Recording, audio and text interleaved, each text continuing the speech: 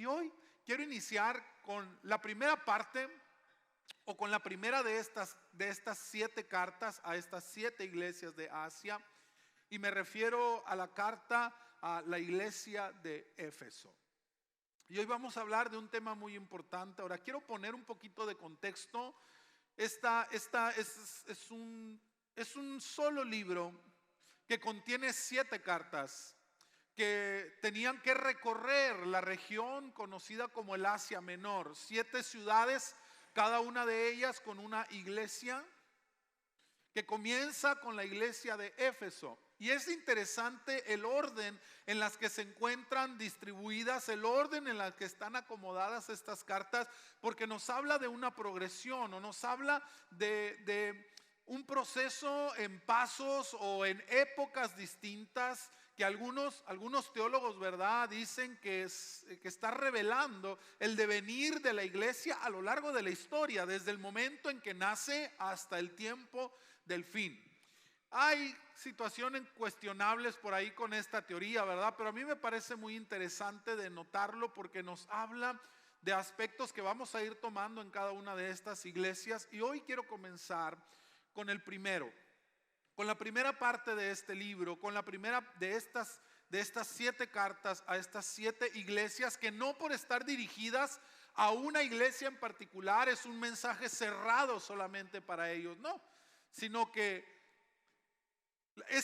como le decía, esta carta está incluida en un libro que recorrió todas las iglesias. No fueron 7 cartas distintas, ¿verdad?, que a cada una tenía un remitente diferente, sino que era un solo libro que todos podían leer con un mensaje que habla de una situación muy particular, de una iglesia en particular, pero que puede ser la situación tanto general de todas las iglesias como particular de alguna iglesia o particular de alguna persona, de alguno de nosotros. Así es que con esos lentes quiero que veamos esta reflexión y que podamos escuchar. Por eso Jesús se asegura con esta frase que hablábamos el domingo pasado, ¿verdad? El que tenga oídos para oír, que oiga lo que el Espíritu le dice a las iglesias. No importa si no es tu tiempo, no importa si no es tu iglesia, el que tenga oídos para oír, oiga, porque aunque va dirigida a una situación particular de una iglesia, el mensaje es para todos nosotros. Amén, hermanos. Así es que le voy a invitar para que iniciemos hoy con esta reflexión a la que yo le titulé Se nos murió el amor. ¿Cómo se llama? Se nos murió el amor. El reclamo de Jesús a esta iglesia es muy particular, pero también muy importante. Y quiero invitarte para que vayamos a la escritura ahí en el libro de Apocalipsis, que es el libro que vamos a estar manejando a lo largo de toda esta serie, estos primeros capítulos del libro de Apocalipsis. Vamos al capítulo número 2 y vamos a estar leyendo los primeros 7 versículos de este segundo capítulo de Apocalipsis. Aquí va a estar apareciendo a mis espaldas. Es un pasaje un poquito largo, pero es necesario leerlo todo para poder entender todas las partes que vienen allí. Dice así en el nombre de Jesús: escribe al ángel de la iglesia en Éfeso. Así dice el que lleva 7 estrellas en su mano derecha y anda en medio de los 7 candeleros de oro. Yo conozco tus obras, tu arduo trabajo y tu paciencia. Sé que no soportas a los malvados, que has puesto a prueba a los que se dicen ser apóstoles y no lo son, y que has descubierto que son unos mentirosos. Por causa de mi nombre has resistido, sufrido y trabajado arduamente sin rendirte. Pero tengo contra ti que has abandonado tu primer amor. Así que ponte a pensar en qué has fallado y arrepiéntete y vuelve a actuar como al principio. De lo contrario, vendré a ti y si no te arrepientes, quitaré tu candelero de su lugar. Pero tienes algo a tu favor, que no soportas las obras de los nicolaítas, las cuales tampoco yo soporto. El que tenga oídos, que oiga lo que el Espíritu dice a las iglesias. Al que salga vencedor, le permitiré comer del árbol de la vida, el cual está en medio del paraíso de Dios. Vamos a cerrar nuestros ojos y vamos a decirle: Señor, ayúdame a a comprender lo que está escrito aquí. ¿Sabe? Hay una porción en el libro del profeta Daniel donde dice: sella las palabras de esta profecía hasta el tiempo del fin. Y este libro de Apocalipsis ha estado cerrado para muchos de nosotros durante mucho tiempo. Pero la intención del Espíritu con nosotros en este día es que esas cosas que parecen secretas, que no podemos entender, hoy se revelen a nuestra vida. Eso no lo voy a hacer yo. Estaría siendo demasiado pretencioso si creyera que yo te voy a revelar los misterios. No, quiero que hables con el Señor y le digas al Espíritu que Él te hable, que Él revele a tu corazón la palabra que tú necesitas escuchar en este día. ¿Lo puedes hacer? ¿Podemos hacerlo juntos? Cierra tus ojos. Señor, hoy venimos delante de ti con humildad, reconociendo, Padre, que eres tú el único dueño de la verdad absoluta. Hoy venimos, Señor, como hijos necesitados de una palabra que hable a nuestro corazón fuerte y claro. Danos ese entendimiento del tiempo que estamos viviendo y de lo imperativo que es que comprendamos tu voluntad y lo que tú estás haciendo, pero sobre todo lo que nosotros necesitamos hacer, cómo responder al llamado que tú le estás haciendo a la iglesia en este tiempo. Señor, permite que tu palabra hoy fluya y que lo que ha estado escondido para mí hasta ahora, tu Espíritu Santo traiga esa revelación al corazón de cada uno de nosotros, y danos la humildad para poder aceptar esta palabra, que no nos defendamos de ella, que no tratemos de justificarnos, que quitemos cualquier prejuicio, Señor, y hoy abramos libremente nuestro corazón a esa palabra que tal vez puede sonar un tanto dura para nosotros, pero que cuando viene con amor nos sana y nos da vida. En el nombre de Jesús, amén. Le decía que este es el primero de 7 mensajes dirigido a 7 iglesias. El mensaje es para todas, pero trata de una situación particular en cada una de ellas, a quien todo el que tenga oídos le puede parecer pertinente. Juntas representan a toda la iglesia, en todas partes y en todas las épocas, incluyéndonos a nosotros también. Ahora, permíteme hacer un pequeño contexto del lugar en el que estaba situado. ¿Quién era esta iglesia de Éfeso? ¿Cuáles eran sus características? ¿Dónde estaba localizada? Para que nos demos un poquito más de idea el porqué de esta palabra, el porqué de este mensaje. Éfeso era una ciudad muy, muy importante. Se puede decir que era una gran capital cultural y comercial del Imperio Romano en ese tiempo. Poseedora de una de las consideradas 7 maravillas del mundo antiguo, y me refiero al templo de la diosa Diana o de la diosa Artemisa, una estructura monumental, una estructura enorme, majestuosa de su tiempo, con una gran importancia cultural y religiosa para toda esa región del Asia Menor. Era una ciudad grande, era una ciudad cosmopolita, importante, reunía a muchas personas de diferentes culturas, pero también dentro de ella se practicaban muchos actos aberrantes. Esa mezcla desenfrenada de culturas y de creencias distintas también hacía que las personas se desbordaran en expresiones escandalosas a veces, ¿no? Incluso en pro de la religión, porque este templo de la diosa Diana era el templo a la diosa de la fertilidad. Y ya se imaginará usted cómo es que ellos acostumbraban a adorar a la diosa de la fertilidad, ¿verdad? Adoraciones del tipo orgías desenfrenadas en adoración a la diosa de la fertilidad. Eran actos aberrantes y la gente era sumamente idólatra. Había personas incluso que se dedicaban al negocio de la construcción de réplicas pequeñas del templo de la diosa para que la gente las comprara y se las llevara a su casa. Era un centro idolátrico, era un centro cosmopolita, lleno de cultura, lleno de personas, pero también lleno de perversidad. Una gran urbe. Allí fue donde la iglesia de Éfeso, allí es donde esta iglesia nace y fue fundada como algunas de las iglesias que menciona la Biblia en el libro de los Hechos por el apóstol Pablo. Dios fundó esa iglesia a través de la mano de este gran apóstol, de este gran misionero. Y esta iglesia llegó a jugar un papel muy importante en la vida de la ciudad desde el principio. Nació en una situación bastante peculiar. No fue un nacimiento clandestino, no fue una cosa secreta, unos hermanitos que se empezaron a juntar, a hacer cultitos, ¿verdad? Ahí en un terreno, como a veces sucede, ¿no? Y sin despreciar esos pequeños inicios, pero no fue el caso de la iglesia en Éfeso. Ellos nacieron en medio de un mover fuerte, de una confrontación espiritual profunda, donde el Señor da un golpe de autoridad sobre la mesa en la ciudad y les dice: señores, las cosas aquí van a cambiar radicalmente. Y entonces esa iglesia, que comenzó con un grupo pequeñito de 12 personas, a los que Pablo se encontró por allá en una ciudad. Si usted quiere conocer más la historia del nacimiento de la iglesia en Éfeso, puede ir ahí al libro de los Hechos en el capítulo 19. Ahí se lo voy a dejar de tarea para que lo lea en su casa. Pero nos habla de cómo nació. Pablo llega, se encuentra a 12 discípulos que ni siquiera habían sido bautizados en el nombre de Jesús, sino que les dice: ¿y ustedes en qué creen? No, pues nosotros conocemos el bautismo de Juan, el bautismo para arrepentimiento.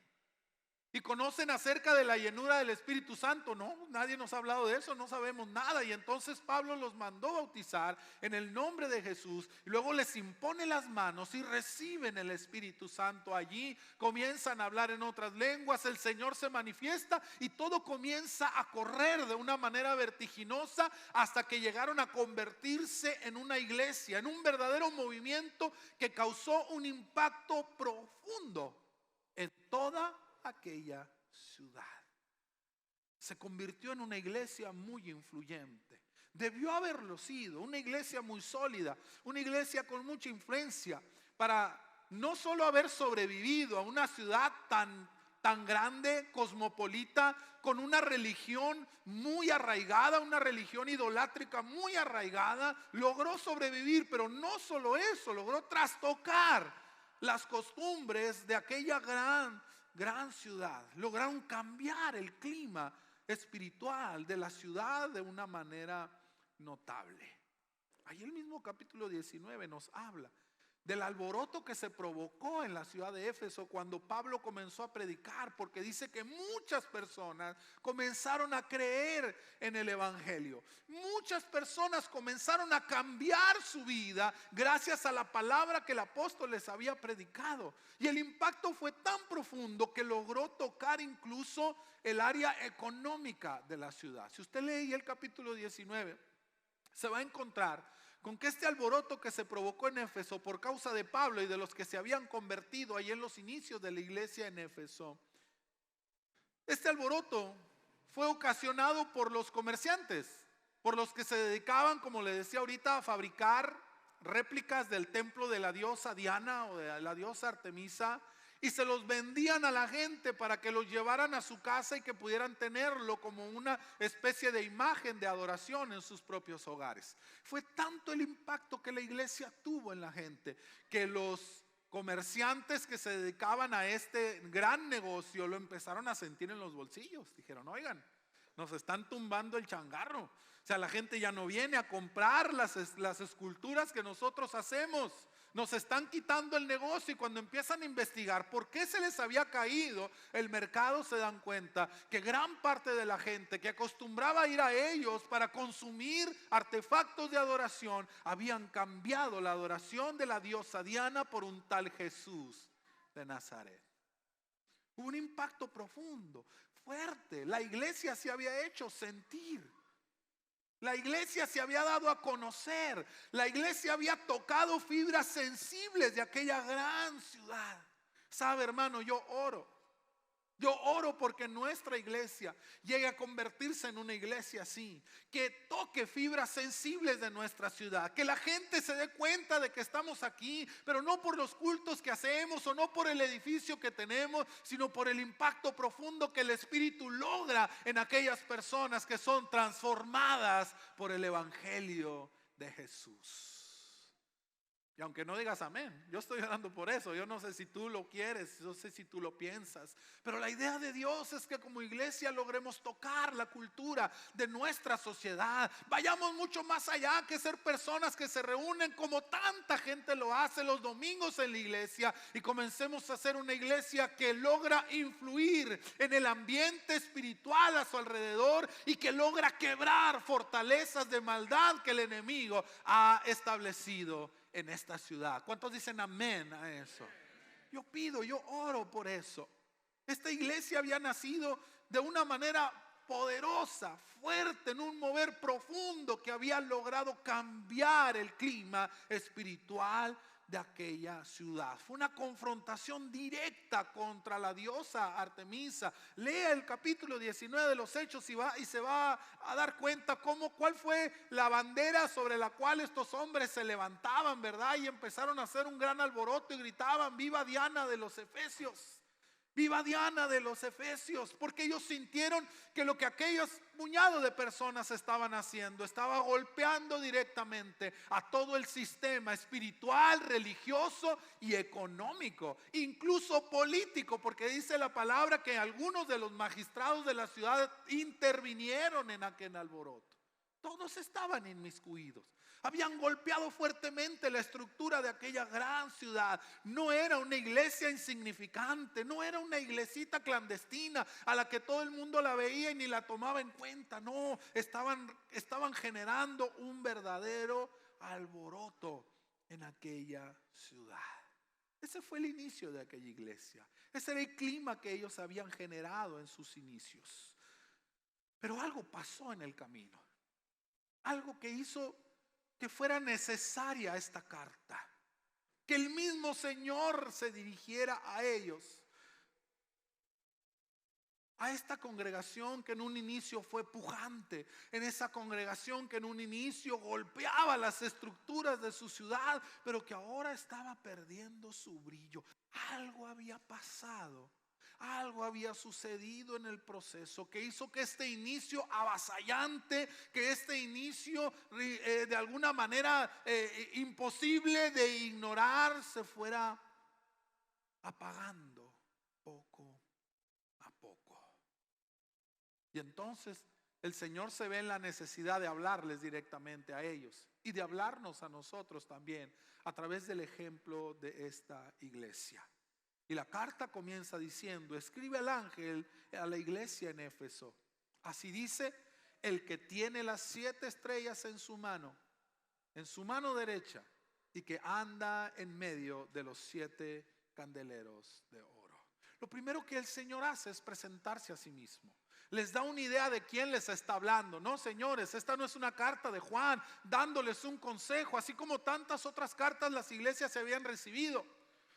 No era la primera carta que la iglesia en Éfeso recibía. La Biblia tiene también un libro que se llama Efesios, que es una carta del apóstol Pablo a esta misma iglesia, a la iglesia en Éfeso, pero es una carta escrita de mano del apóstol, dando consejo pastoral, dando un consejo de su persona, sí, inspirado por el Espíritu Santo en una interpretación del deseo de Dios para aquella iglesia, pero a fin de cuentas una palabra del apóstol pastoreando a la iglesia que él mismo había fundado. Pero este caso es diferente. No es una simple carta escrita por un apóstol. El Señor se toma la molestia de decir: señores, soy yo el que les está hablando. No es Juan.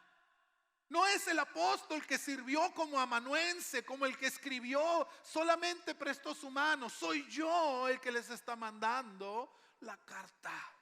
El que tiene las 7 estrellas en su mano derecha. Y el domingo pasado hablábamos de esta figura, de las 7 estrellas que simbolizan el conocimiento, que simbolizan los mensajes, que simbolizan la verdad.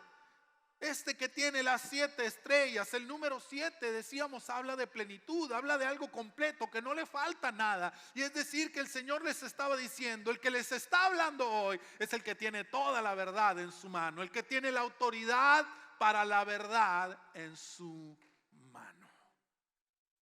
A mí no me van a platicar, a mí no me van a decir de qué se trata, A mí no me van a poder justificar sus acciones. Yo tengo la verdad en mi mano derecha. Yo tengo la autoridad sobre la verdad. Paz de Cristo, hermano. ¿Cómo vamos? ¿Vamos bien? Pero no solamente es el que tiene la autoridad sobre la verdad, sino también dice es el que anda entre los 7 candeleros. Y estos 7 candeleros no es otra cosa más que la representación de las iglesias.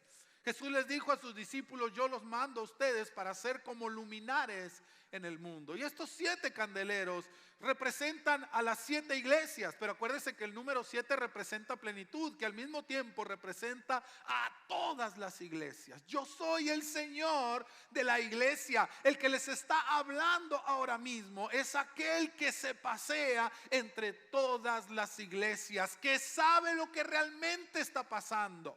No es alguien ajeno, no les está hablando a alguien desde un lugar lejano, ¿verdad? Que tiene cierta impresión, al que les han llegado ciertas noticias. No, hay una gran diferencia con esta carta, porque Pablo escribía a las iglesias, en su mayoría les escribió a las iglesias desde la esclavitud, desde la cárcel. Ahí escribía sus cartas. Y él escribía de acuerdo a las noticias que recibía de los mensajeros que venían de la iglesia a verlo, a visitarlo. Y él les decía: ¿cómo están los hermanos allá? No, pues andan haciendo esto los hermanos, tremendos, mira, sucedió esto y el otro. Y de acuerdo a lo que él escuchaba, él les escribía. Pero esta carta venía de aquel que de propia mano, venía de aquel que por su propio ojo había visto las cosas que estaban pasando en la iglesia. Paz de Cristo, hermano. Nadie le había ido con el chisme, él mismo había visto. El que se pasea entre los 7 candeleros, el que sabe lo que está pasando realmente, al que no le puedes inventar las cosas, al que no le puedes decir: Señor, no es cierto, ¿quién te fue con el chisme? No, yo te vi, porque yo estoy allí. Yo no sé, hermano, yo no sé, pero creo que ya se nos ha vuelto un cliché que la gente que está aquí enfrente a la hora que estamos reunidos dice: Dios está aquí. Nosotros decimos amén, pero yo no sé hasta qué punto tú lo crees de verdad. Hasta qué punto somos conscientes de que Dios siempre está. Cuando su palabra dice: donde están 2 o 3 congregados en mi nombre, y estoy yo en medio de ellos. Es una frase que nos causa gusto, pero que también nos debería causar respeto. Amén. Él está aquí, paz de Cristo, hermano. Y está viendo y está oyendo y está entendiendo todo lo que se dice, todo lo que se hace, pero también lo que no se dice, pero que está allí. Todo lo que no se hace aquí, que se hace allá, pero que traemos aquí cuando venimos. El que se pasea en medio de los 7 candeleros, el que sabe perfectamente la condición de la iglesia. Así es que lo que más nos conviene hacer ante esta misiva es guardar silencio, abrir los oídos y el corazón y escuchar, porque el que habla no es cualquiera, es el Señor de la iglesia. Paz de Cristo, hermano. Es el que sabe todo, es el que tiene en su mano toda la autoridad sobre la verdad. Es el dueño de la verdad. Y entonces él utiliza una de las frases que mencionábamos en el anterior estudio, ¿verdad? Y les dice: yo conozco tus obras. El que todo lo sabe, al que no se le esconde nada, al que se da cuenta de aquello que está hasta en la más profunda tiniebla. Yo conozco tus obras. Ay, hermano, si esta frase no te produce temor, yo no sé qué necesitas. Te puedes esconder de mí, hermano. A veces me da risa y me da ternurita cómo la gente se esconde del pastor, ¿verdad? Yo no te voy a juzgar, hermano. Yo estoy aquí para enseñarte lo mejor que pueda. Pero aquel que tiene el poder de juzgar nuestras acciones, a él no se le puede esconder absolutamente nada. Yo conozco tus obras. Y entonces comienza a hacer una descripción de las cosas que estaban sucediendo, del panorama real de la iglesia en Éfeso, al menos en ese tiempo en el que la carta fue escrita. Y hay una cosa que tenemos que entender: la iglesia en Éfeso realmente existió. ¿Ok? No estamos hablando de una alegoría, no estamos hablando de una parábola, no estamos hablando de un símbolo. No, la iglesia en Éfeso realmente existió, y esto quiere decir que la iglesia en Éfeso era una iglesia real. No hay idealismos en esto, no hay fantasía en esto, no hay una retórica humana detrás de esto. No, era una realidad, es una iglesia como cualquier otra iglesia, con cosas buenas, pero también con cosas malas. Y hacer un análisis de esta realidad de la iglesia nos ayuda a entender que no importa lo que esté pasando, siempre hay cosas que podemos mejorar, que hay cosas buenas de las que podemos aprender, pero también hay defectos en la iglesia de los cuales nosotros podemos aprender. ¿Okay? No es una iglesia ideal, es una iglesia real. Y también me da ternurita, ¿verdad? Los hermanos que vienen a la iglesia esperando ver perfección y andan buscando la iglesia perfecta, ¿verdad? Andan de una iglesia en otra y brincan para allá y brincan para acá como chapulines. ¿Por qué andan buscando la iglesia perfecta, hermano? Ni la de Éfeso lo era. Tenía sus cosas, tenía sus detalles. La iglesia está compuesta por seres humanos reales, con errores, y todo lo que toca el ser humano lo mancha con imperfección. Esa es la realidad. No podemos encontrar la iglesia perfecta, pero lejos de buscar esa perfección, yo le invito para que nos concentremos a aprender de las cosas buenas y también aprender de las cosas defectuosas o de las cosas malas, de los errores que como iglesia se cometen. Y el Señor hace un análisis sincero y justo, porque aprende a valorar las cosas buenas, pero también hace un fuerte llamado de atención con respecto a las cosas que se tienen que cambiar. Porque esta carta contiene una parte de alabanzas, una parte de reconocimientos, pero también tiene una parte de reclamo de parte de Dios. Y le dice el Señor a la iglesia en Éfeso: yo conozco tu arduo trabajo y tu paciencia.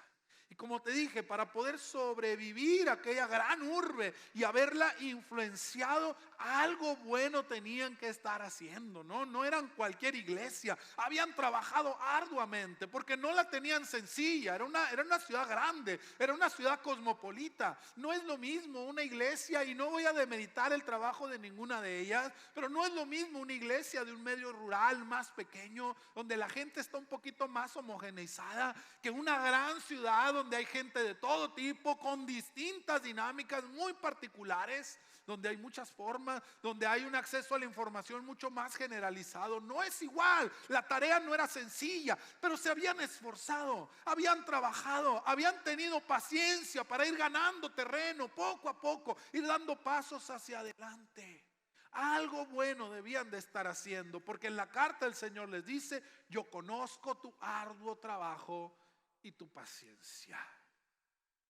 El Señor espera de nosotros que trabajemos arduamente por su reino, que tengamos paciencia, no paciencia para hacer las cosas despacito, paciencia para seguirlas haciendo aunque no veamos un resultado inmediato. Eso era lo que Dios les estaba diciendo, eso es lo que el Señor les alababa en su carta. Conozco que has trabajado y te lo reconozco, que has hecho las cosas bien, que has tenido paciencia para no abandonar el trabajo que yo puse en tus manos en esta ciudad.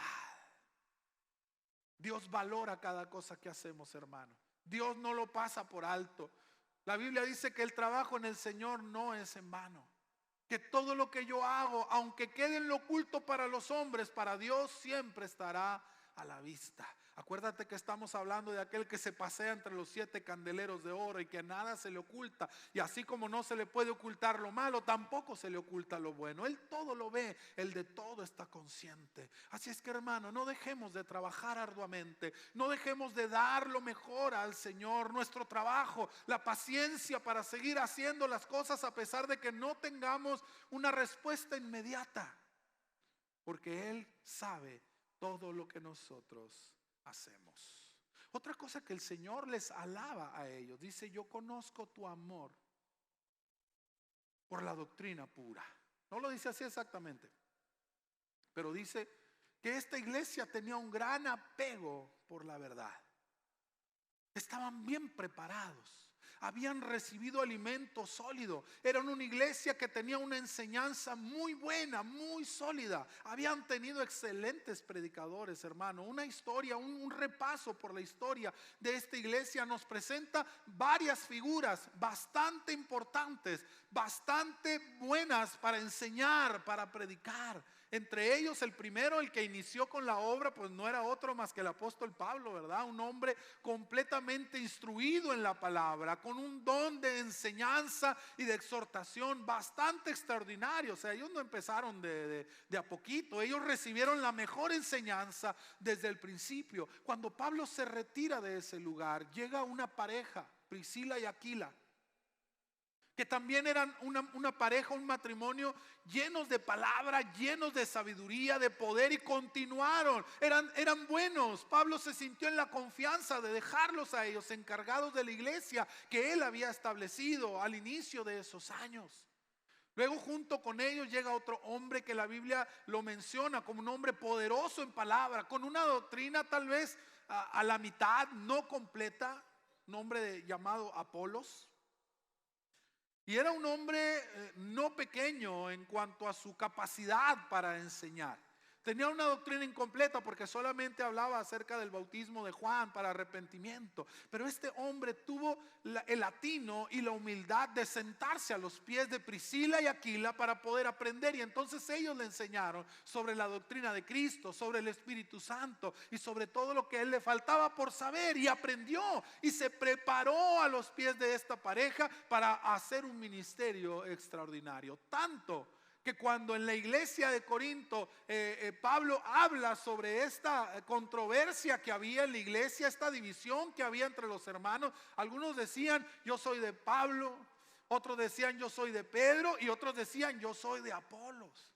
Fíjese, no estaba en la liga amateur, andaba en las grandes ligas Apolo, no, lo comparaban con Pablo, con Pedro y con el mismo Cristo, y ahí entraba en la terna. No era un hombre de enseñanza sencilla, no era un hombre que se podía ignorar, era un hombre que tenía una palabra profunda para hablar al corazón. Ese fue otro de los maestros, pastores en la iglesia en Éfeso. Luego, después de ellos, viene otro que es considerado como el hijo espiritual más amado del apóstol Pablo, que fue Timoteo. Fue pastor también allí en la iglesia en Éfeso y les enseñaba la palabra, los guiaba por instrucciones del mismo apóstol Pablo. Ellos recibían también una enseñanza profunda, maravillosa para sus corazones. No les faltó alimento sólido, no les faltó buena enseñanza. La iglesia en Éfeso era una iglesia que se distinguía por tener excelentes maestros de la palabra. La Biblia no lo dice exactamente, pero algunos de los teólogos y de los historiadores de la iglesia apuntan a que otro de los que estuvo ministrando por un tiempo allí en la iglesia en Éfeso fue el mismo apóstol Juan, quien escribe esta carta, quien les manda esta misiva.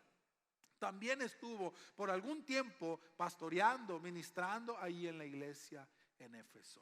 Y esto nos da la idea de que ellos recibieron una doctrina bastante nutrida, una palabra bastante profunda. No eran personas que no sabían, que habían recibido un mensaje muy ligero, muy liviano, no. Habían tenido excelentes maestros y estaban tan instruidos que eran capaces de distinguir las enseñanzas equivocadas y podían desenmascarar a aquellos que se llamaban a sí mismos apóstoles y que no lo eran.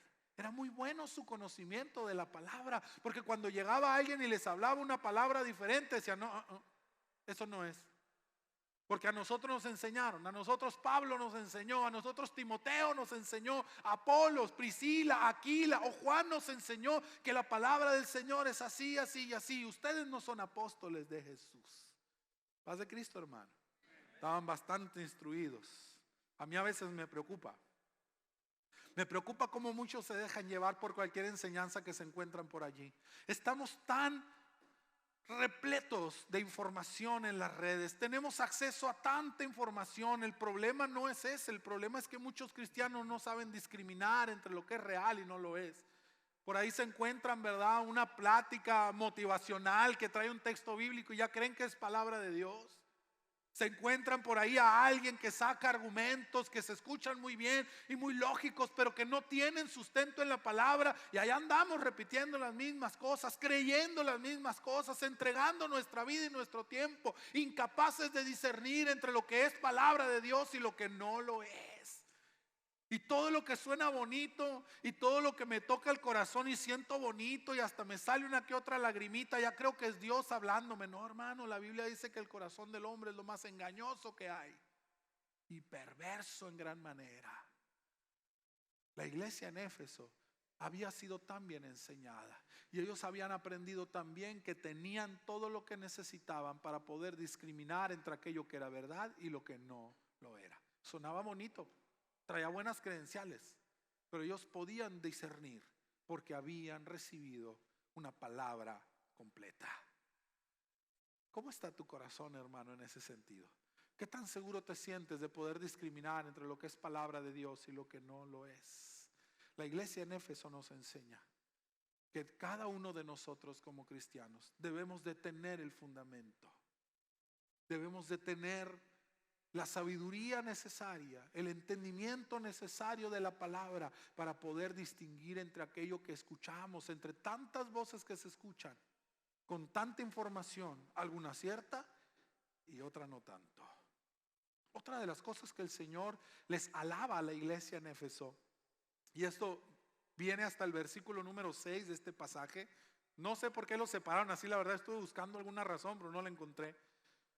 Pero es otra de las cosas que el Señor le habla a la iglesia, les dice que Él les tomaba en cuenta, que aborrecían las obras de los nicolaitas. Y dice, son cosas que también yo aborrezco. Y al estudiar un poquito de qué se trataba esto de las obras o de los seguidores de los nicolaitas, me encontré con que eran seguidores de un hombre que había sido escogido por los apóstoles como diácono, que había sido puesto en un lugar de autoridad en la iglesia, pero que comenzó a desviarse en su conocimiento, empezó a desviarse en su enseñanza y les enseñaba a diluir la vida en santidad, a diluir la práctica en cuanto a lo sacrificado a los ídolos y en cuanto al adulterio. Este hombre comenzó a sentirse tan sabio, empezó a sentirse tan inteligente que empezó a meterle de su cosecha. Y por lo general, cuando uno mete de su cosecha, mete de su corazón. Y cuando uno mete de su corazón, no puede evitar que el pecado que hay en nuestro corazón salga en algún momento. Y este hombre comenzó a enseñarle a otros que adulterar no era malo si se daba bajo ciertas circunstancias, que comer de lo sacrificado a los ídolos no tenía nada de malo. Empezó a diluir y empezó a dar ciertos permisos, empezó a mantenerse en la raya, a mantenerse en la línea. Le estaba enseñando a algunos de la iglesia a vivir jugando con el escort, ¿verdad? Como algunos hoy en día. ¿Qué tan malo será esto? ¿Qué tan malo será aquello? Me da tristeza, hermano, cómo mucha gente vive en esa línea de ¿hasta dónde será tan malo? Y luego todavía le dan la preeminencia de su confianza a su corazón para poder tomar ese tipo de decisiones. Es que yo no me siento mal, pastor, con eso. Pues claro que no te vas a sentir mal si te estás dando la pura pata de palo. ¿A quién le dan pan que llore, verdad? ¿En qué te estás basando? Hace algunos años atrás hablaba con una persona y sobre una situación que se estaba dando en su vida donde se estaba deslizando. Me dice, pastor, es que yo no lo veo mal. ¿Pero en qué te basas para decir que no está mal? Pues es que yo no siento que esté haciendo mal. ¿Te das cuenta que estás confiando en tu corazón, hermano? ¿Te das cuenta que le estás confiando a tu corazón? Pues es que yo no me siento así. Es que no sentimos que estemos haciendo mal porque había otra persona involucrada en el asunto. No sentimos que estemos haciendo mal. Y yo intenté hacer un trato con esa persona y dije, mira, vamos a hacer esto. Vamos a dejar que sigas haciendo lo que estás haciendo. Pero yo quiero hacerte una pregunta. Esta persona, bueno, tu esposa, para ser más claro, y tú, que están practicando esto, ¿cuánto tiempo le dedican a orar? ¿Cuánto tiempo le dedican a buscar al Señor? ¿Cuánto tiempo le dedican a la palabra en su tiempo, en su semana? No, pues la verdad es que la rutina, el tiempo no alcanza y esto y el otro. Le digo, ¿te das cuenta que estás confiando en un corazón que no busca a Dios? Claro que tu corazón no se va a sentir mal con lo que estás haciendo, porque has hecho que el Espíritu de Dios se aleje de tu vida. Pero hagamos esto, síguelo haciendo. Yo no te voy a decir no lo hagas. Yo no soy tu papá para decirte haz esto, no hagas esto. Ya eres una persona adulta. Pero yo te propongo un trato. Sigue haciendo lo que estás haciendo. Pero al mismo tiempo, tómate el tiempo todos los días para reunirte con tu esposa y orar y leer la palabra. Y en 3 meses, si tú no te sientes mal con lo que estás haciendo, después de haber orado, después de haber buscado al Señor, después de haber ido a la palabra, después de haber ayunado, de haberte acercado a Dios, si tú no te sientes mal con lo que estás haciendo, después de eso, mira, yo no te voy a decir nada, hermano. Nada no te voy a decir. Tú síguele. Porque si el Espíritu no te reprende, ¿quién soy yo para hacerlo? ¿Quién soy yo para hacerlo? Escuchamos a nuestro corazón. Es que yo no me siento mal, pastor. Yo no me siento mal yendo a tal parte. Yo no me siento mal haciendo esto o haciendo esto otro. No, yo no creo que esté mal porque no me siento mal. La doctrina de los nicolaitas. Esto no es malo. Si tú no te sientes mal, no es malo. Y le enseñan a la gente a vivir en la pura orillita. Así, en la pura orillita de que no es pecado. El problema es que la orillita la van borrando y la van poniendo más adentro cada vez. El problema con la doctrina de los nicolaitas es que agarran el margen y cada vez lo van poniendo más adentro y más adentro y más adentro y más adentro y no se van dando cuenta hasta que el pecado ha llegado al centro de su vida y de su corazón, y para cuando ya se dieron cuenta ya están completamente fríos, ya están completamente ajenos. Pastor, es que ya no voy a la iglesia porque ya no siento a Dios. Pues ¿cómo quieres, hermano? Si sigues haciendo más pequeño tu espacio de influencia para el Espíritu, si estás moviendo la orillita de la doctrina, si estás moviendo la orilla para cruzar hacia el pecado y cada vez la pones más pequeña y le dejas menos espacio a Dios para que trabaje en tu vida, si vas dejando que tu corazón se vaya entenebreciendo y le permitas a Él tomar las decisiones de lo que es verdad y lo que no lo es, acuérdate, hermano, no eres tú quien tiene las 7 estrellas en tu mano. Hay un solo dueño de la verdad. La doctrina de los nicolaitas, que todavía sigue activa en muchos de nosotros, que no vemos nada de malo en esto, no veo nada de malo en aquello. Yo no me siento mal, pastor. El que tú no te sientas mal no hace ninguna diferencia en que algo esté bien o mal. El único que hace la diferencia entre lo que es el bien y el mal es aquel que creó el bien. Y Él les alaba eso. Él les alaba, porque aborrecen la doctrina de los nicolaitas. Luchan por mantenerse en santidad. No se dan permisos innecesarios. Si no están seguros de que es bueno lo que van a hacer, mejor no lo hacen. Y eso es algo que la iglesia en la actualidad necesitamos entender, porque hemos confundido el concepto de libertad en Cristo. Hemos creído que la libertad en Cristo significa que el pecado ya no me va a hacer daño. No, hermano, no significa eso. La libertad en Cristo significa que ahora el pecado no tiene poder sobre ti y que tú puedes decidir el no pecar.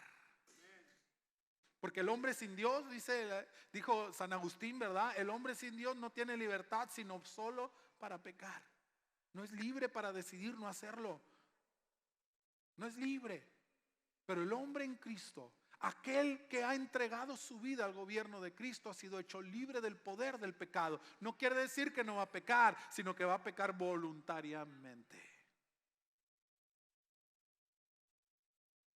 Es un buen momento para hacer una introspección y pensar si la doctrina de los nicolaitas no se ha adherido a mi mente, a mi corazón. Y me estoy dando permisos de cosas en las que no estoy seguro si está bien o estoy mal, pero por mientras lo hago, ¿verdad? Pero basta solo con que vayas al Señor. Haz este experimento, hermano. Si tú estás en alguna actividad o en alguna cosa y no estás seguro si eso está bien o está mal, primero piensa, ¿cuánto tiempo le estoy dedicando al Señor? ¿Cuánto tiempo le doy al Señor para acercarse a mí? Si yo le doy el tiempo necesario al Señor, Y aún así Él no me reprende por eso, hermano, dale para adelante, yo no te voy a decir nada, yo no soy quien, no soy el Espíritu Santo. Porque dice la palabra que el Espíritu es el que nos va a guiar a toda verdad y nos va a mostrar lo que es justo y lo que no lo es. Así es que no creas en tu corazón, hermano. No. Yo sé que la televisión, los medios, todos nos dicen, escucha tu corazón. No, hermano, yo te doy otro consejo, no lo escuches. Y menos si no oras, si no lees la palabra, no lo escuches. Porque te va a decir puras mentiras. Te va a decir lo que quieres escuchar para poder seguirse sintiendo bien. Nicolaitas que viven a la orilla, que argumentan libertad en Cristo para justificar su libertinaje, los excesos a los que se dan permiso, y su corazón les engaña diciéndoles que no tiene nada de malo lo que están haciendo. ¿Sabes qué dice el Señor de eso? Yo también las aborrezco. No dice me caen mal, no dice me dan penita, no, las aborrezco. Y el Señor alaba a esta iglesia porque ellos habían conservado esa identidad, esa santidad en sus vidas por una convicción propia. Trabajadores, esforzados, pacientes, amantes de la palabra de la verdad, seguidores de la doctrina pura, seguidores del estilo de vida santo. Pero luego viene otra palabrita, bien cortita, pero bien pesada. Pero yo te reconozco lo bueno que tienes, Éfeso. Reconozco tu trabajo, tu paciencia. Reconozco que has creado un criterio profundo que te permite discernir entre la verdad y la mentira. Reconozco que aborreces a aquellos que viven una vida licenciosa, aquellos que viven una vida pecaminosa, que no se guardan en santidad. Todo eso está muy bien, pero, porque hay un pero, y muy pesado, muy fuerte, que logra desequilibrar la balanza de aquella iglesia. Por eso quiero resaltar esta pequeña palabra de 4 letras, porque parece ser muy importante, tan importante que logra eclipsar todo lo que anteriormente Él les había reconocido. ¿Existirá algo que pueda devaluar el arduo trabajo de una iglesia? Algo que logra quitarle valor y mucho valor a la búsqueda de la doctrina pura, de la palabra sin mácula. ¿Habrá algo que logre ser más pesado y que logre quitarle efectividad a la búsqueda de una vida santa? Al parecer sí lo hay, porque el Señor pone un pero, y es un pero muy fuerte. No estoy diciendo que todo esto no sea importante. No estoy diciendo que la búsqueda de la santidad o que la búsqueda de la palabra, de la doctrina pura, o que el arduo trabajo y el esfuerzo en la obra de Dios no sean importantes. Pero Jesús les está diciendo que hay algo que puede llegar a desequilibrar, algo que puede llegar a ser más pesado en la balanza, más pesado que todo eso. Fíjese qué tan pesado es esta objeción, que puede llegar a ponernos en contra de Dios. Aunque busques la palabra de verdad, aunque busques y te esfuerces por mantener una vida santa, aunque trabajes mucho en la obra de Dios, hay algo tan pesado que puede llegar a ponerte en contra de Dios. Tanto que el Señor les hace notar y les dice, pero tengo algo contra ti. Algo que nos pone en contra a ti y a mí.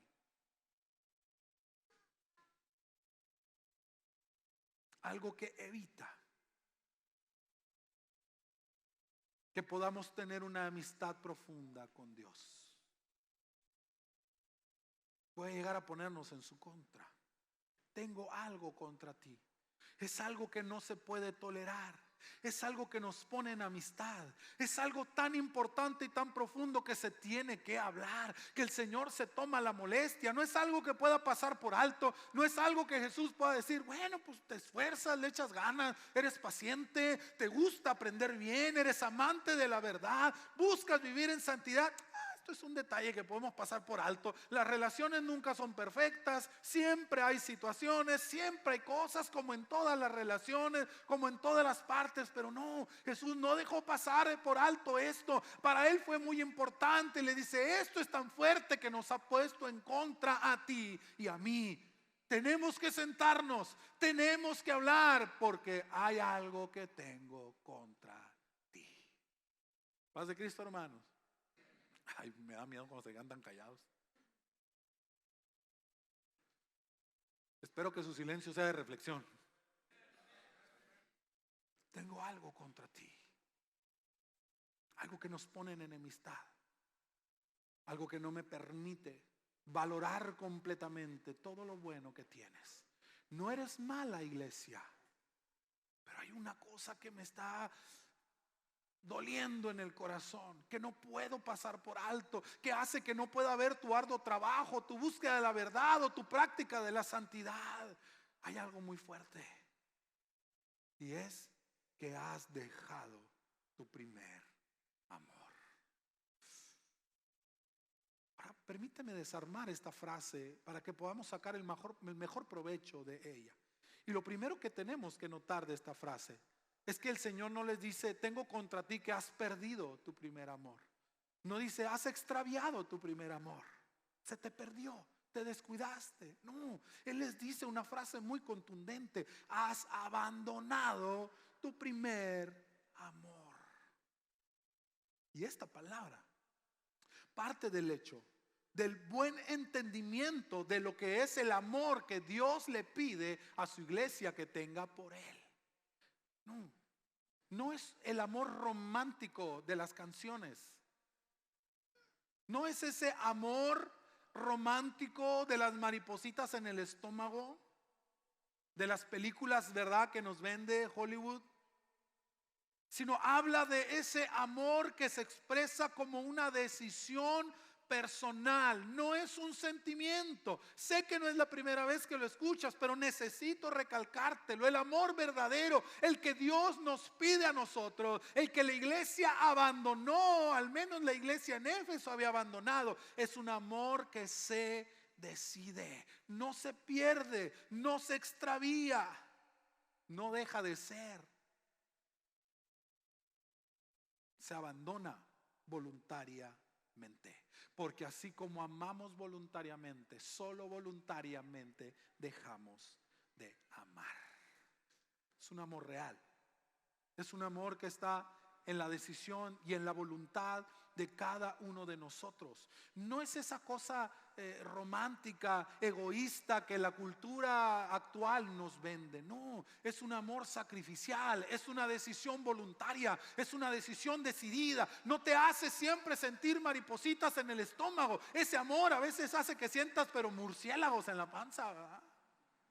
Porque tienes que tomar decisiones sólidas, fuertes, que no siempre te van a convenir de manera personal, pero que si amas a Dios realmente lo vas a sostener.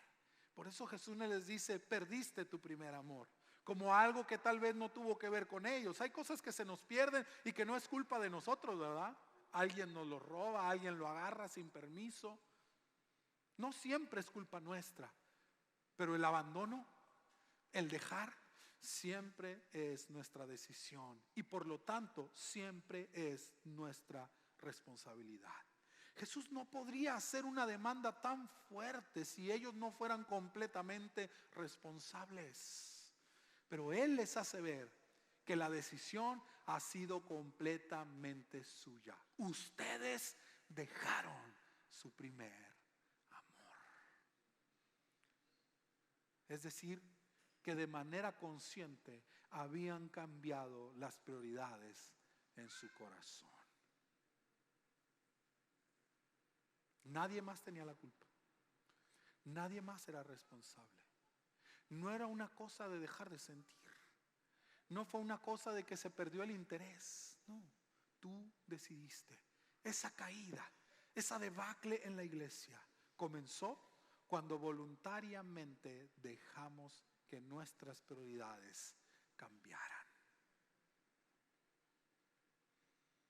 Escogimos quitar a Dios del primer lugar en nuestro corazón y le dimos ese lugar a algo o a alguien más. Dejaste, tú lo dejaste, tú lo abandonaste. Tu caída comenzó desde el momento en que decidiste dejar, desde el momento en que decidiste abandonar tu primer amor. No fue culpa de nadie, no fue culpa de Dios. Ahora sí que, como dijo el salmista Luis Miguel, ¿verdad? No culpes ni a la noche ni a la playa. Lo que pasa es que ya no me amas. Ya no me amas. Cambiaste las prioridades voluntariamente. Ahora, quiero hacer un pequeño paréntesis aquí, porque creo que es el momento más pertinente para hacerlo, porque habla del punto que estoy tratando de mostrarte aquí.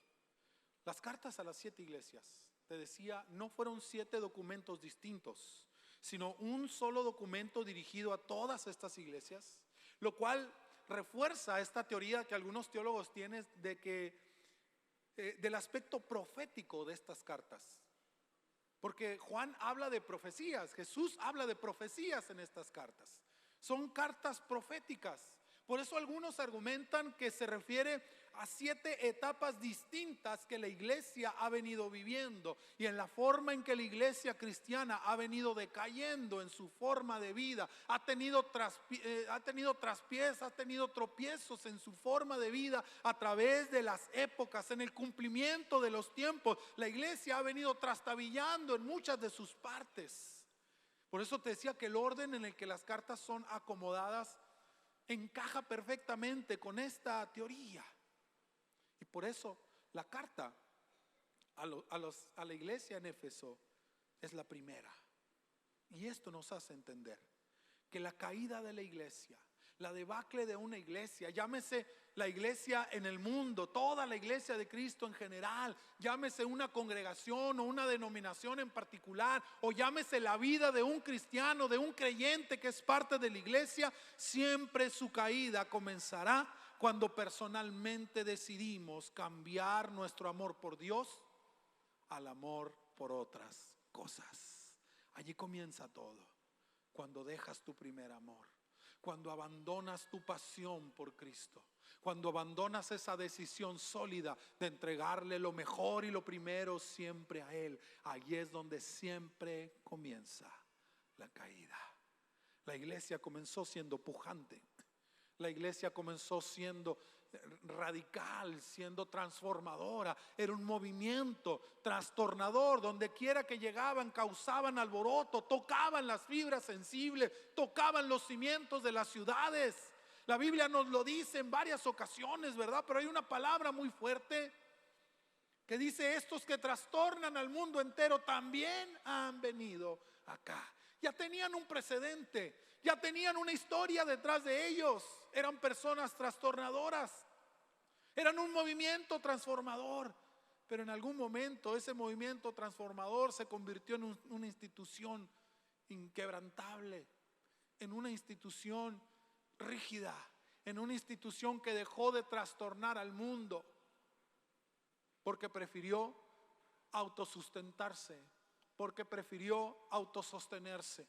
Se preocupó más por ella misma que por el mundo al que Dios le había llamado a conquistar, y se convirtió en una mera institución sin poder de influencia sobre el mundo.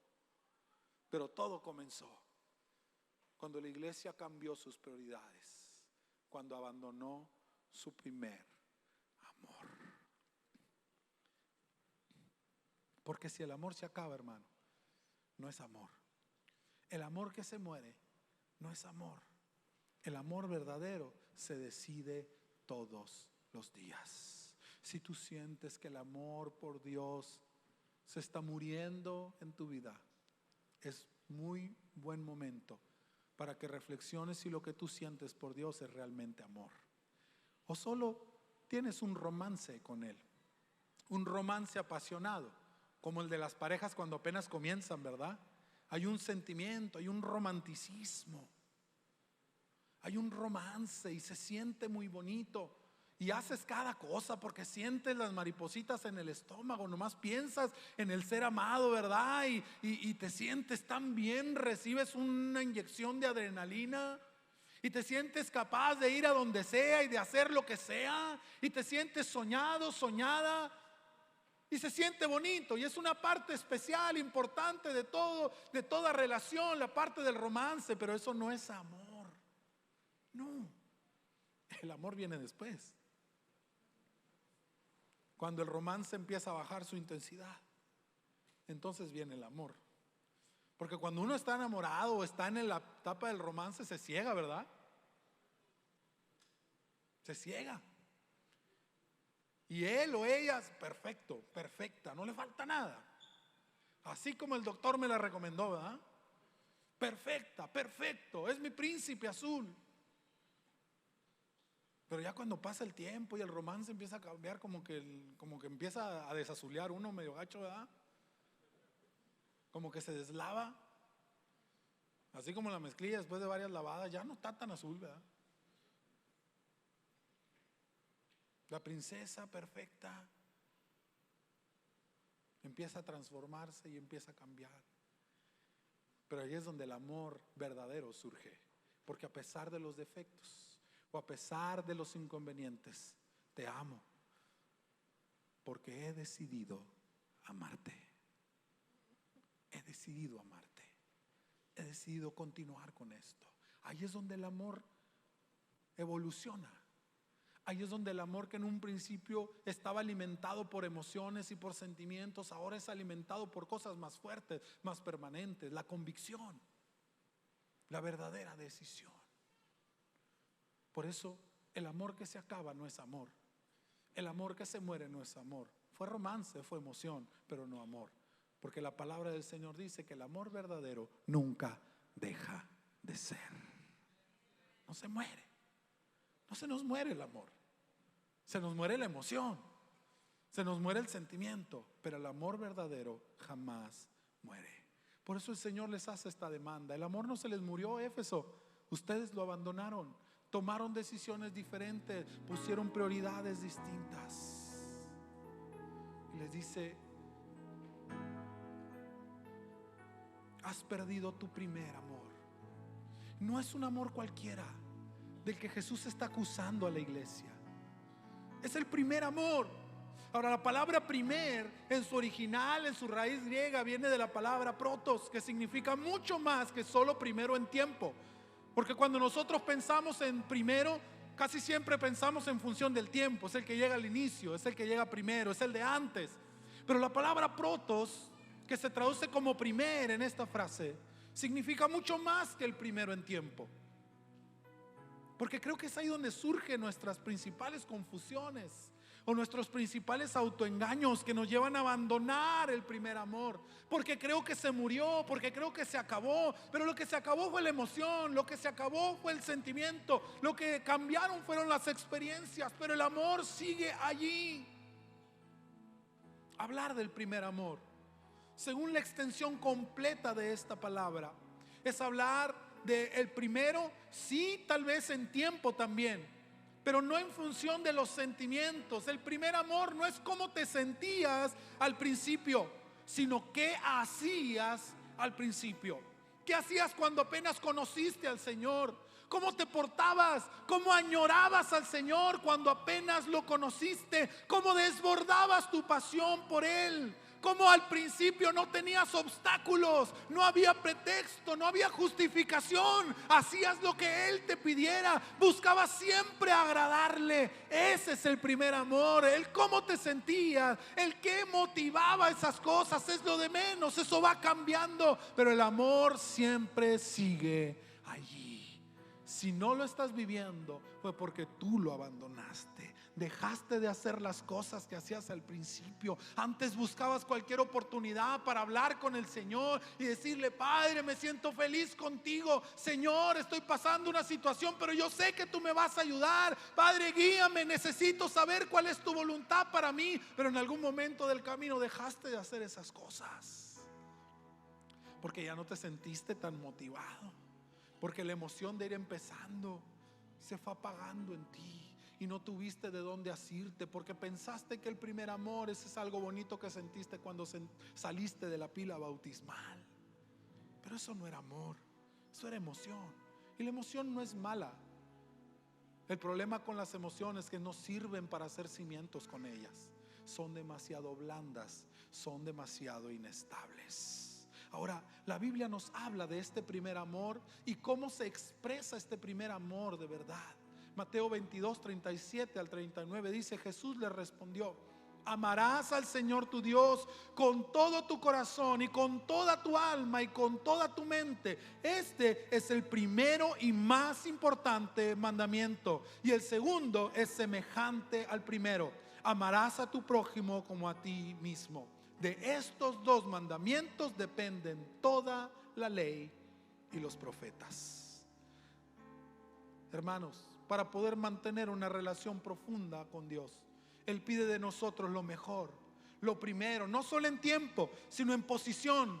Que nadie ocupe ese lugar. El primer y más grande mandamiento es amar a Dios. Nadie puede ocupar ese lugar, ninguna persona, nadie. Ni tu esposo, ni tu esposa, ni tus hijos, ni tu trabajo, ni tu novio, ni tu novia. Ninguna de tus relaciones, ninguna de las cosas que tú tienes puede ser más importante, porque hay un solo primer y más grande mandamiento: amarás al Señor tu Dios. El primer amor no solo habla de tiempo y de posición, habla de intensidad. El primer amor es el más grande, es el más profundo, es el más intenso. Amarás al Señor, pero no como amas a los demás. Amarás al Señor, pero no en la misma intensidad con que amas a tu pareja o a tus hijos o a tu trabajo o a tu dinero o a tu salud o a tu tiempo o a lo que quieras. Amarás al Señor con todo tu corazón. Esto no deja espacio para nadie más. Cuando se trata de amar a Dios, y te lo voy a decir con amor, pero no te va a sonar muy bonito. Cuando se trata de amar a Dios, es como si odiaras a todos los demás. No puedes amar a Dios de la misma manera. Es con toda tu mente, con toda tu alma, con todas tus fuerzas. Quiero recordarte algo que vivimos el domingo pasado. El verdadero amor a Dios se vive en estas tres partes. Por eso dice: ámalo con todo tu corazón, con toda tu mente, con todas tus fuerzas. Porque el verdadero amor a Dios produce mentes comprensivas, corazones creyentes y vidas obedientes. No se puede amar a Dios menos que eso, con una mente que entiende, que busca su palabra, que busca su voluntad, que no se autoengaña, que no se justifica, que entiende la palabra, que entiende la verdad aunque no le convenga de momento. Corazones creyentes que convierten esa verdad en una convicción, que no le creen a su corazón, que no se dejan llevar por sus emociones, que creen la palabra y que ella se vuelve la única verdad que dirige sus vidas. Y como resultado eso produce una vida obediente, que se vive, no solo que se dice, hermano. No se trata de venir a la iglesia todos los domingos y levantar las manos y decirle: Señor, yo te amo, Padre, te amo, Cristo, yo te amo. No, hermano, hay que hacerlo. Una vida obediente es el signo más visible de un verdadero amor hacia Dios. ¿Te acuerdas que te dije que este aspecto del amor puede desbalancear? Puede generar un desbalance en el equilibrio, en la balanza de nuestra vida. Por eso Jesús dice estos dos mandamientos: amarás a Dios, y luego también incluye amar al prójimo. puede generar un desbalance. Dice, estos 2 mandamientos son igual de pesados que toda la ley y todos los profetas. Es decir, toda la enseñanza, todo lo que sabemos de Dios, todo lo que hemos recibido como doctrina, es igualmente pesado que estos 2 simples pero profundos mandamientos. Amarás al Señor. En el primer lugar de todo estará tu amor por Él, y amarás a tu prójimo. Tanto como amas la doctrina, tanto como amas la santidad, tanto como amas la verdad, tanto como amas todas esas cosas, es que tú tienes que amar a Dios y tienes que amar a tu prójimo. Porque luego de repente amamos tanto la doctrina que discriminamos a nuestro prójimo. Amamos tanto la verdad de la palabra que andamos golpeando a la gente con ella. La verdad no deja de ser verdad, y el hecho de que tú ames la verdad no te justifica para golpear, para juzgar, para agredir a otros con la palabra. No es para eso. La Biblia nos dice que tenemos que seguir la verdad. ¿Cómo? Cri, cri. Sigamos la verdad en amor. ¿Sí o no dice así? ¿Sí o sí?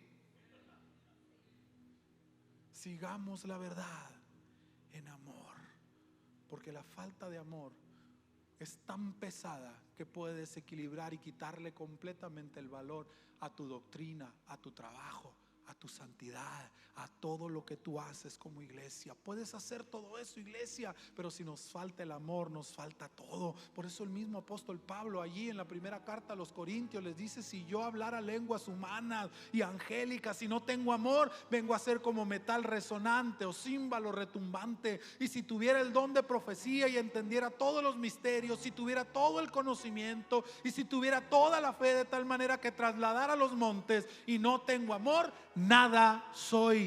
Y si repartiera todos mis bienes para dar de comer a los pobres y entregar a mi cuerpo para ser quemado, y no tengo amor, de nada me sirve. Yo conozco tus obras, tu arduo trabajo, tu paciencia, que tienes la palabra, que tienes conocimiento, pero si no tienes amor, tenemos muchas cosas en contra, tú y yo. La falta de amor puede hacer que nuestra vida se desequilibre por completo. Puede romper nuestra relación con Dios. Aunque hagas todo lo demás, hermano, aunque leas mucho la palabra y la entiendas, aunque trabajes mucho en la obra de Dios, aunque seas bien santo, no seas tan pecador como todos los demás de nosotros, pero si no hay amor verdadero en tu vida, de nada sirve.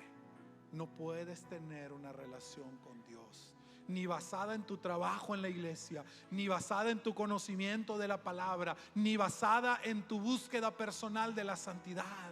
La única manera de poder tener una relación profunda con Dios es cuando he aprendido a amarlo por sobre todas las cosas y amar a mi prójimo como a mí mismo. Y entonces les dice, y esta es la parte para poner atención: el que tenga oídos para oír, oiga. Y les empieza a dar lecciones que nos vale la pena tomar y aceptar. Recuerda por tanto de dónde has caído.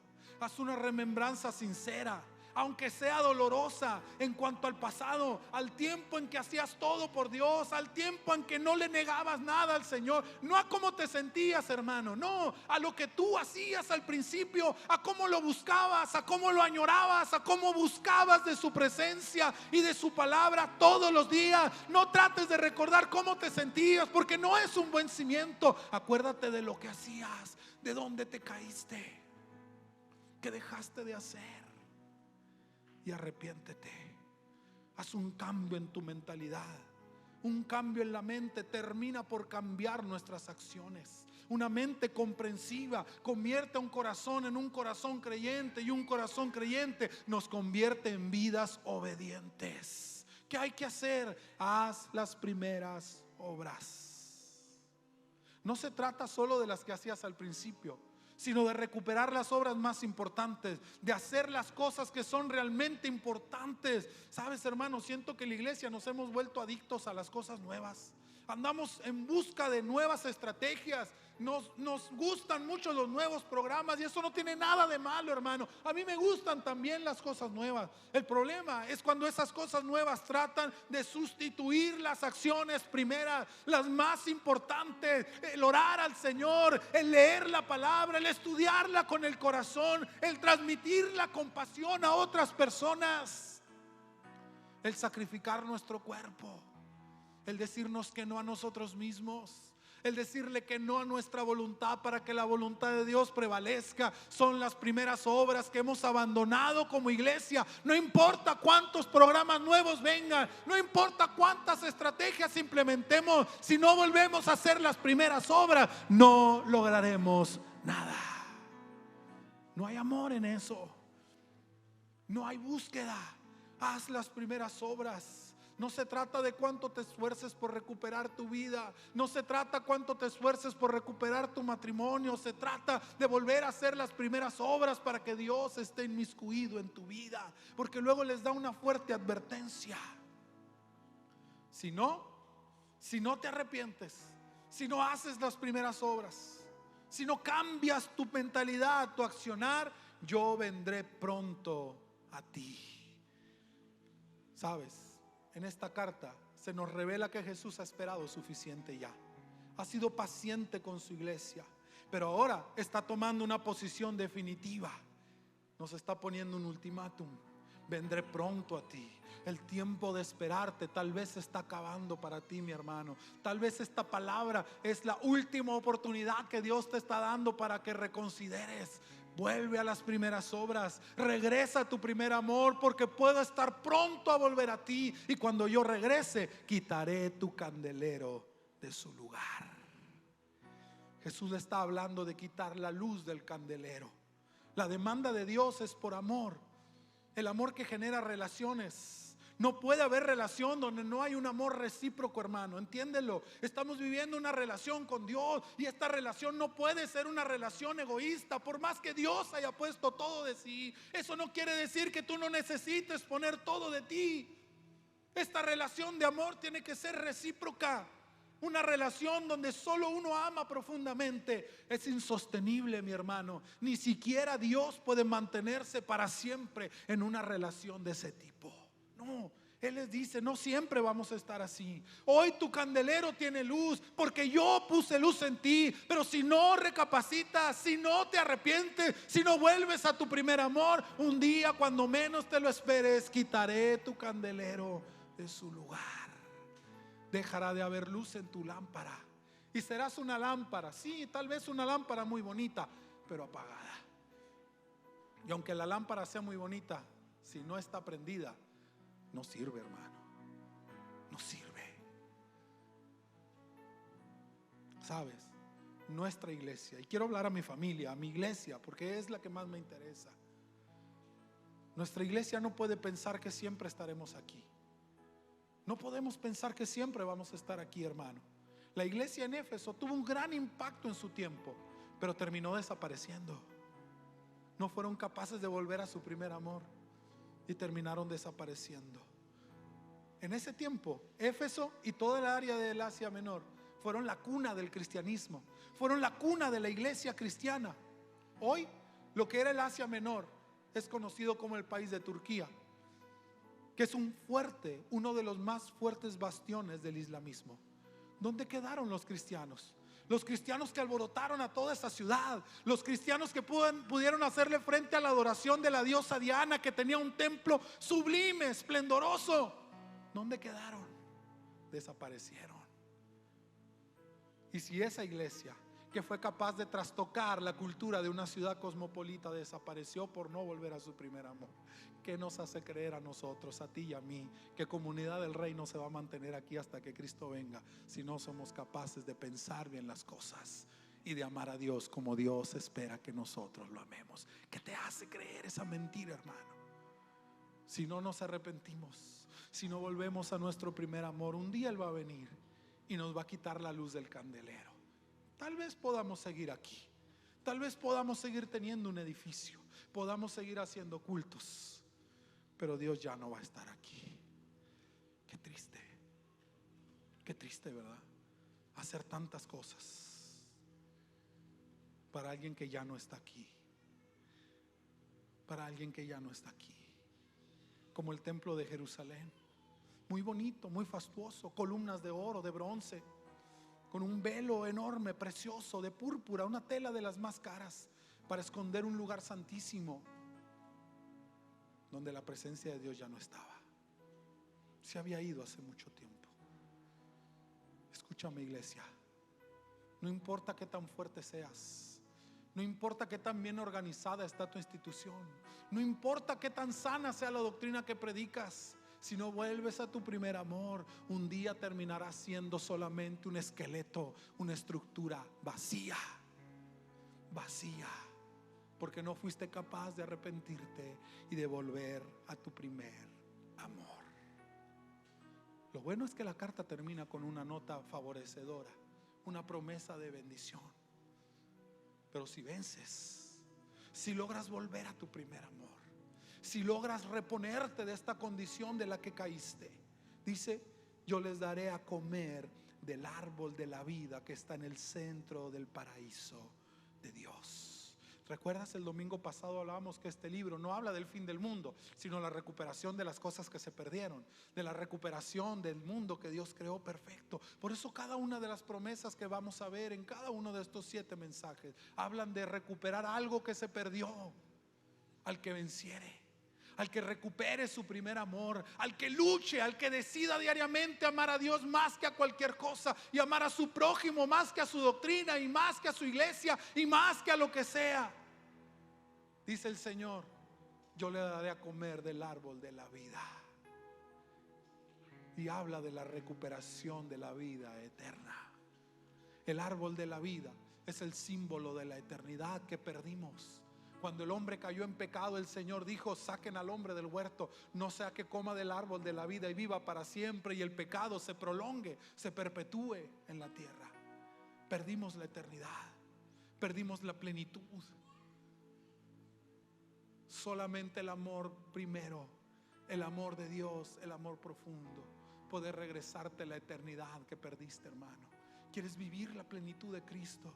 ¿Quieres vivir la plenitud de Dios en tu vida, en tu matrimonio, en tus finanzas, en tu salud, en tu iglesia, en tu ciudad, donde quiera que andes? Necesitas volver a tu primer amor, porque solo aquel que recupera el primer amor tiene entrada libre a la eternidad. Y quiero cerrar este mensaje hablándote a ti, querido amigo, que estás en este lugar. Jesús te ofrece vida eterna. Te ofrece experimentar el amor más grande que existe. Pero si tú estás escuchando la palabra y estás al menos considerando el acercarte al Señor y el entrar en una relación con Él, tienes que entrar decidido a amarlo por encima de todas las cosas. Si no estás decidido a amar así, mejor te invito a que te esperes. Pero si tú quieres entrar en una relación con Dios, nunca abandones ese primer amor. Nunca lo dejes, porque te convertirás en uno de miles de millones de cristianos alrededor del mundo que van a las iglesias todos los domingos, pero que sus vidas espirituales están literalmente muertas. No por descuido, no por perder, sino porque voluntariamente decidieron abandonar su primer amor. Vuelve a mí, dice el Señor. Vuelve a tu primer amor y probarás las delicias de la eternidad. ¿Quieres ponerte de pie, hermano?